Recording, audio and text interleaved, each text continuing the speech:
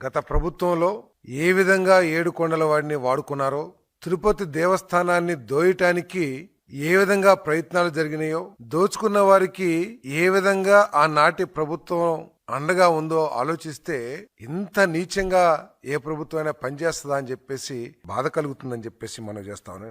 మనందరం కూడా కోట్లాది మంది, ప్రపంచవ్యాప్తంగా ఉన్న కోట్లాది మంది భక్తులు తమ కష్టాలు తీరుతాయని, తమకు ఆశీర్వాదం, స్వామి ఆశీర్వాదం కావాలని వచ్చి కోట్లాది రూపాయలు కానుకలు సమర్పిస్తున్న విషయం మనందరికీ తెలిసిందే. అవన్నీ కూడా హిందూ మత ధర్మ వ్యాప్తికి, పేదలకి మేలు చేసే కార్యక్రమాలకి వాడుతారని చెప్పేసి కూడా మనందరికీ తెలిసిన విషయమే.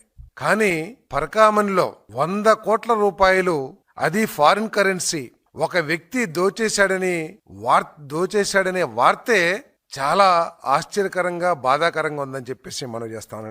దొంగతనం 29/4/2023 రాత్రి 11 గంటలకి ఆనాటి విజిలెన్స్ అధికారి సతీష్ కుమార్ పోలీస్ స్టేషన్లో క్రైమ్ నెంబర్ 19/2023 సెక్షన్స్ 379, 381 ఐపీసీ కింద కేసు నమోదు చేశారు.